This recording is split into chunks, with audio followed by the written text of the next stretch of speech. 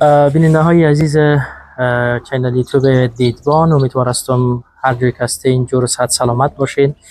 ما همین اکنون در ساحه کارت عبدالرحمن ولایت بغلان قرار داریم.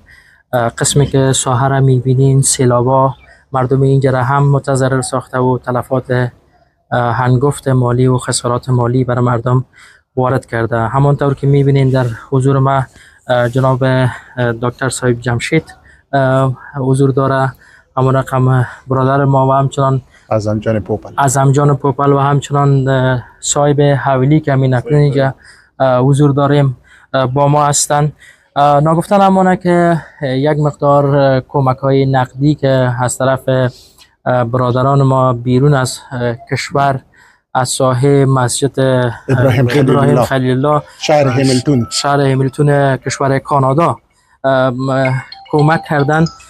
بیشتر در مورد از اونا صحبت میکنیم، اما در نخست میخوایم از جناب استاد بشنویم که کمک ها از طرف کی است، کیا بودن. جزئیات بیشترش از خود استاد میشنویم.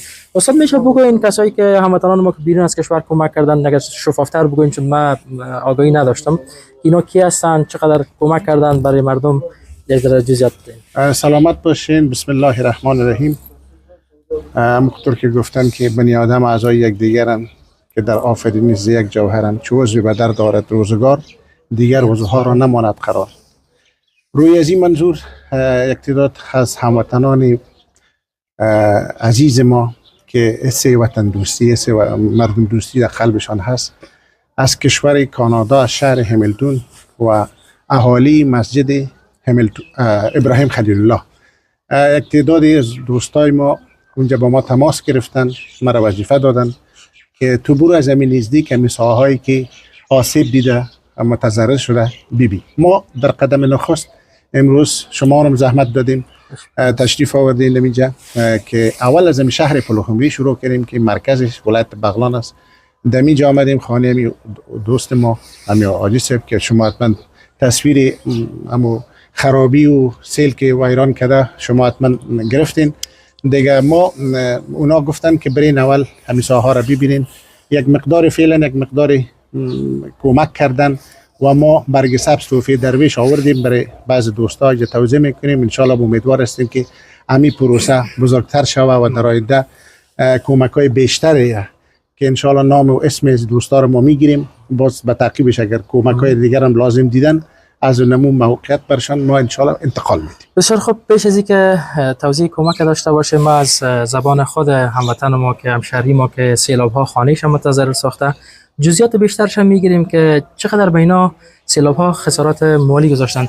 بالا جان خسته نباشین، خوب هستین؟ جور باشه، بخیر باشه. برادر گلم اسمتون معرفی کنین و فعلا کجا هستین؟ فامیل سید برکات شاه ولی سید احمد شاه، این خانه باشنده کارت عبدالرحمن، این نای دوم شهر پلخمری. قصه بکنین همین وضعیت سیل که آمد چشم دید خود قصه بکنین چی گونه بود وضعیت اینجا؟ وضعیت می بود که کلگی سیل آمد، کلگی فامیلی یک ساعت پیش، کلگی نیم ساعت پیش فرار کرد.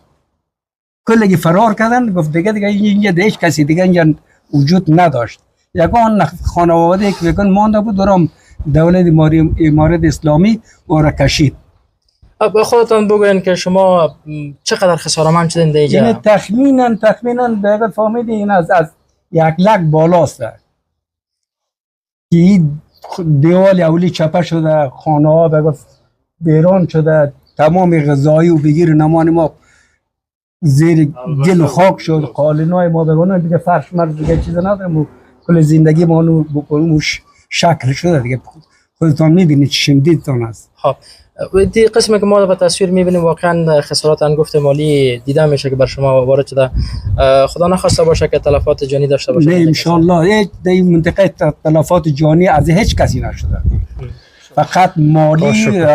دیوالها چپه شده، خانه های مردم ویران شده، دیگر فامیل کلگی پراگنده است. یعنی یک نفر در خانه خود اینجا زندگی نمیتونه، نه آب یا آب است، نه نان است، کل بگذار به خانه های دوست قوم خود فراری شد. پدر جان، حدود چند روز میگذره از این سیلاب ها، تا به حال نهادهای از طرف حکومت امارت اسلامی یا کدام نهاد شخصی بر شما از امارت اسلامی تا دقت کمک این شده که این سیلاب یعنی بود اینمی را کشیدن در او طرف دیوال. خاص ما اینمی است از امارت اسلامی، از جمله دوستاهایی که در خارج است، در کشور است، پلدار است، اینمی سیل زدگان باید کمک کنه دیگه.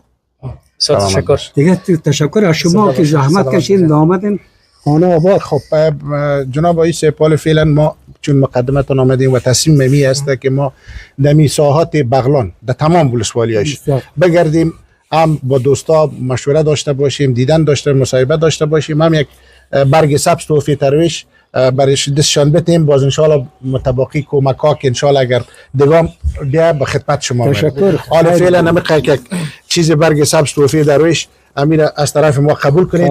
انشالله باز خانه آباد خدا مهربان است. سلامت باشین. امیر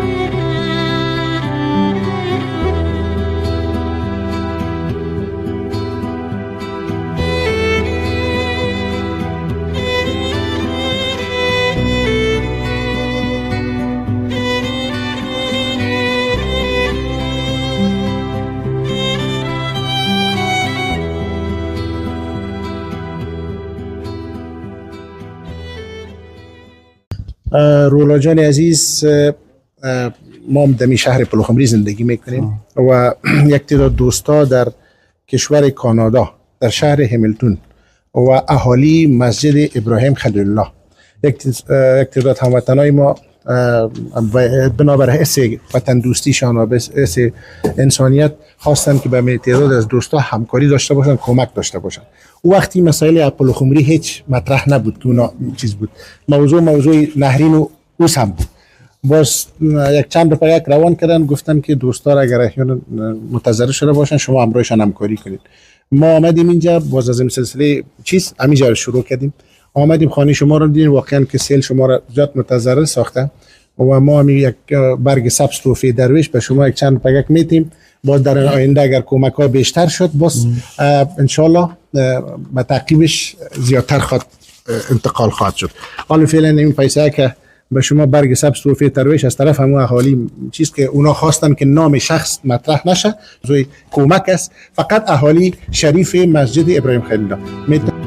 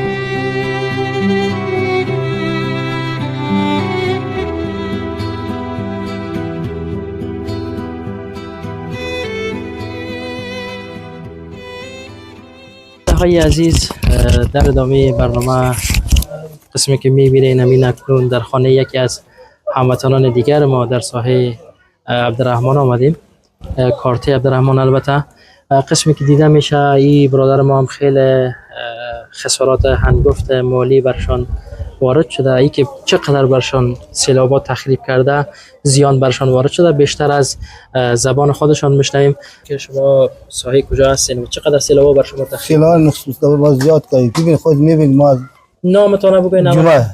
جمعه ولد عبدالرحمن. خانه اینجا کجا هست؟ یکم معلومات خانه کتی عبدالرحمن. از سیلاب قصه بکنین، وضعیت چگونه بود؟ وضعیت سیل و ما شام آمد نمیدونم کجا شد پیدا شد. ما خود کشیدیم مال زندگی کلگی مان قدم خود کشیدیم خلاص و بس دیگه دیگه به چیز مانده خود کشیدیم توانستن که نجات بتین. چقدر شما زیان وارد کرده باشه؟ زیاد 40,000 کرده یا 60,000 زیاد حساب کنید که دیگه زیاد است. منازل مسکونی دیگه تخریب کرده، خانه ها را خانه و بیل بیستر چپش دیدن ایتی باش چپش ایتو باش چپش دیگه اما چپش ایتو. کمک ها تا به حال براتون رسیده از طرف نهادها و از طرف تو کمک ما نرسید مگر نو بیست دیگه تالش کمک نرسید. تشکر، زنده باشین. قسمی که میبینین برادرای ما از خارج از کشور یک کمک را برای شما لازم دیدن، برگ سبز توفی درویش. بیشتر در مورد کمک ها جناب جمعه جان سلام علیکم و رحمت الله. ما از این شهر پلخمری هستیم. بعضی دوستای ما مردمای مسلمانی که در شهر همیلتون کانادا زندگی میکنه یک چیزی ناچیزی کمک رایی کرده که به مردم متضررین توزیع کنه. اینی میره با شما برگ سبز توفیق خدا خیر بیته بودیم خدا خیر بیته خدا صحابش بریش بیستنه دیگه. سلام.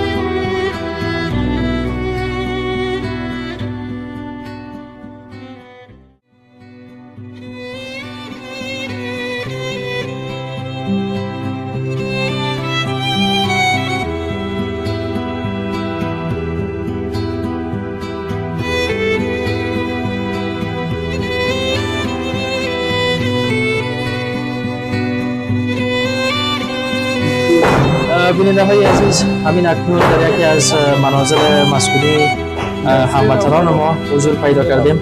شما قسمی که ساحه را میبینید داخلی اتاق، همون سمت هایی که در کف اتاق میباشه مکمل بیرون شده.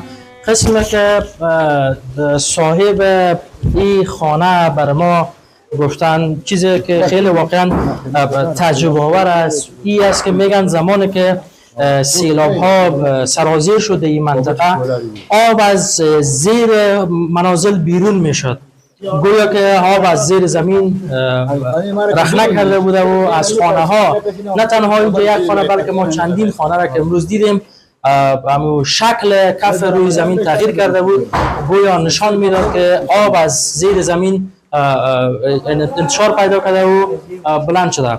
همینطور دیده میریم خانه ها و منازل دیگر را میبینیم که برای هموطنان ما چقدر زیان وارد کرده است.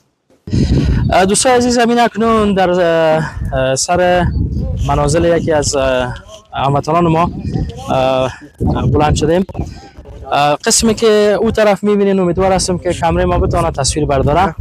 خیلی از زمین های زراعتی را سیل ویران کرده، تخریب کرده و بدون شک مردم متضرر ساخته هموطنان ما را. قسمی که تصویر میبینین خیلی بر مردم زیان وارد شده و اینجا قسمی که تصویر میبینین مردم همو آل و مال و خانهشان بیرو کشیدن، گویا که افته بگیره و امو کمپل و توشک و بالشت هر چیزی که هست اینجا قسمی است که میبینین کاملا سیل زده شده و قسمی که با تصویر میبینین هموطنان ما دار و ندار خانهشان هم چیز شده، تخریب شده و از بین رفته. ساهر ما و شما بتانیم امیر صاحب تصویر برداریم. میبینیم که از ماشین خیاطی گرفته تا پکیج چتی، لیاف، کمپل، ترموز، حتی وسایل الکترونیکی که مربوط تلویزیون باشه دیده میشه که اینجا مردم همه دار ندارشان به سر بامبا بیرون کردن برای که خوش شوه، اگر چیز جور شوه یا اگر خراب شده بتانه که یفته از خراب شدن جلوگیری شوه و جور شوه. امیر صاحب پیش میریم ببینیم که سیلاب ها در این منطقه برای هموطنان ما دیگر چی زیان وارد کرده است.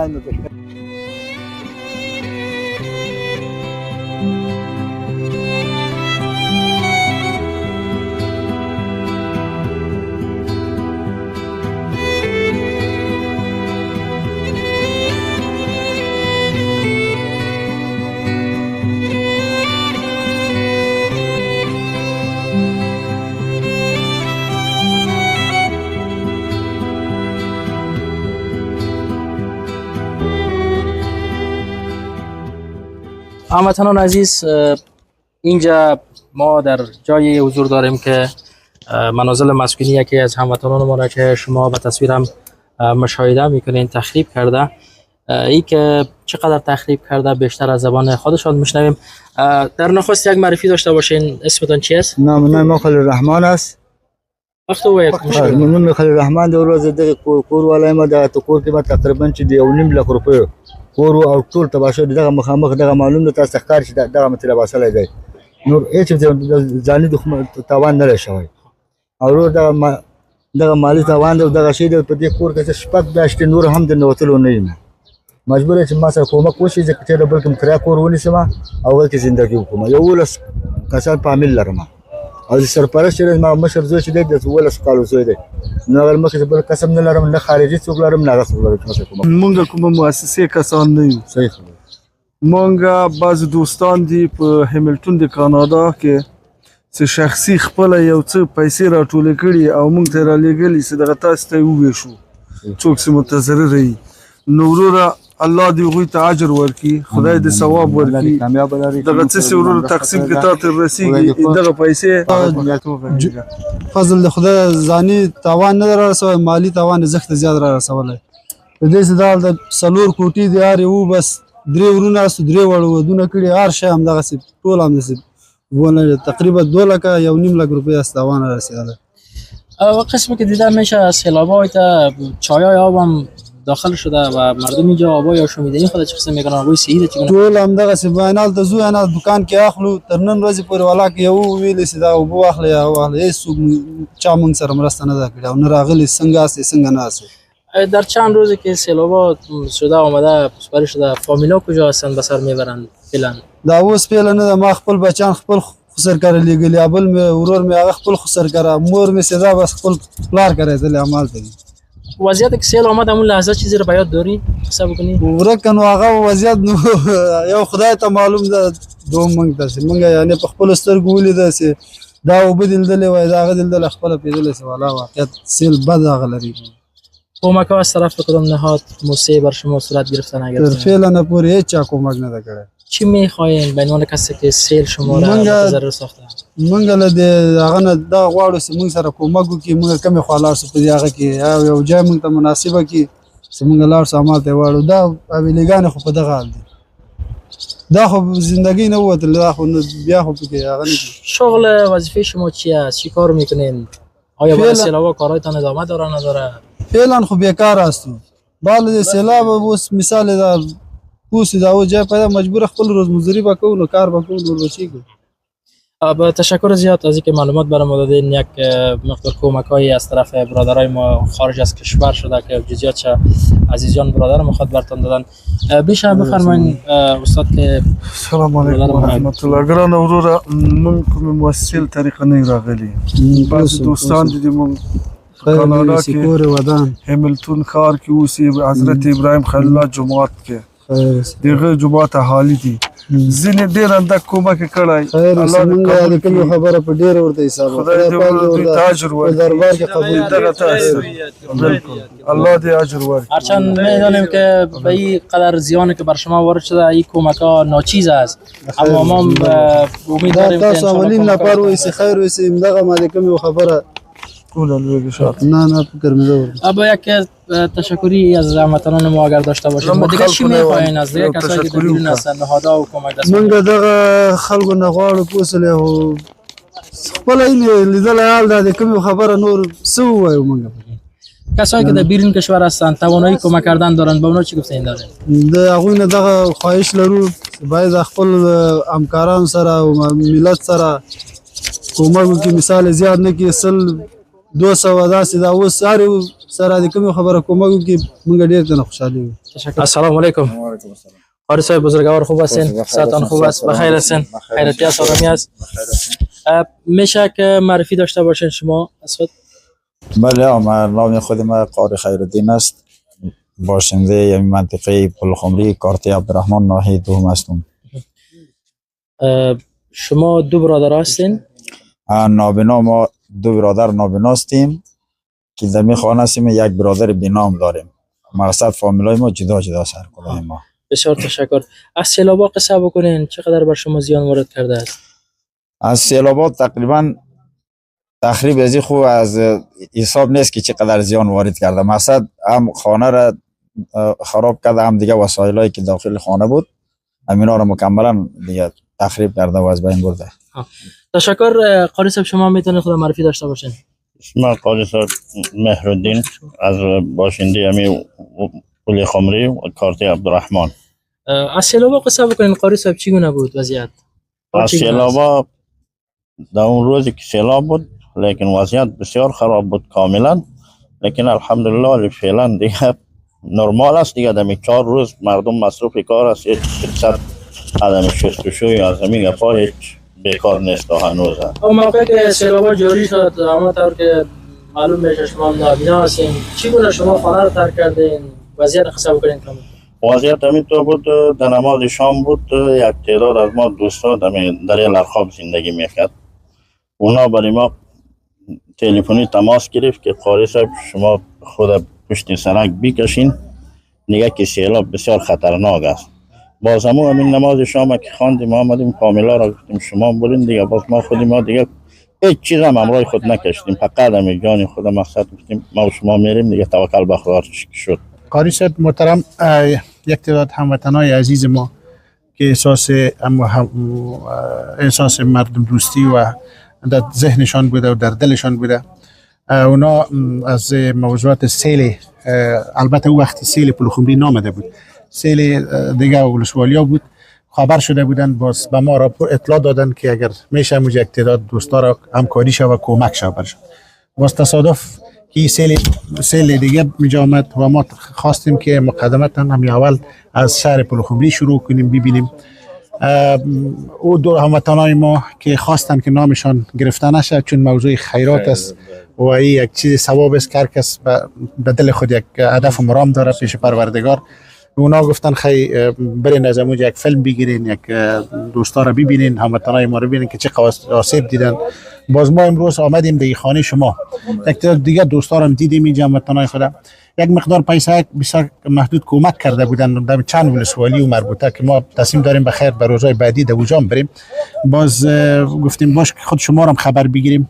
برگ سبز توفیق درویش دوستا و هموطنای ما از کشور کانادا، از شهر همیلتون و اهالی مسجد ابراهیم خلیل الله هستند که اسمشان فقط ما اهالی را میگیم و نمونه یک مقدار پول کمک کردن. ما پول آوردیم برگ سبز توفیق درویش خدمت شما که دو فامیل است دیگه، دو قاری صاحب است که مستحق است برشان برگ سبز توفیق درویش. یعنی قاری صاحب محترم اولی از شما و قاری صاحب بزرگواری از شما صاحب. قاری صاحب دیگه شما یک چیز گفتنی به اون مردم یک دعای دارین، یک تشکری دارین؟ میتونید تشکر میکنیم از اون مردم در حق از اونها. همیشه دعای نیک ما از خداوند اونا را اجر عظیم پاداش جزیل بده و که همیشه پرسان از این مردم غریب فقیر افغانستان که بسیار نوش به سرنوشت است که پرسان از اینا میکنه. جور موفق باشن، همیشه آباد داشته باشن. خدا اونا را سلامت باشید. تشکر.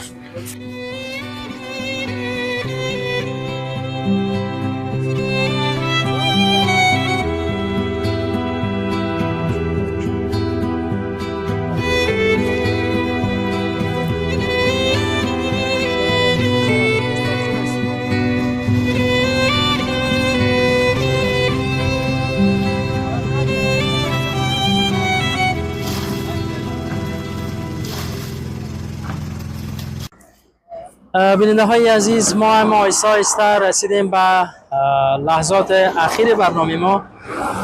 کمک های نقدی که امروز داشتیم در ساحه کارته عبدالرحمن به پایان رسید، تا ای که باز هم در یکی دیگری از برنامه های چینل یوتیوب دیدبان در خدمتتان قرار میگیریم. تمام شما را به خداوند یکتا امانت میکنم. روز و روزگار خوش داشته باشید.